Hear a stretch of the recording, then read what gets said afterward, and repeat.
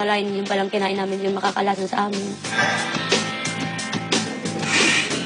Sa usapang puso, paano nga ba iingatan ng puso sa mga sakit? You don't take sore throat at mga sipon ubo for granted. Because if you are quite sensitive to that bacteria, either you destroy your heart or you destroy your kidney. Ang formalin at betsin, hinahalo sa mga isda para magmukhang sariwa. Pampakintab ng yun sa isda, kaya nilalagyan nila ng betsin. Ang lahat ng yan ngayong gabi sa Emergency.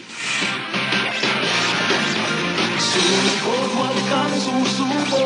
Inyuso, mapurin bawat segundo. Buhay ililigtas na tunay. Kung sama-sama tayo, kung magkakaisa,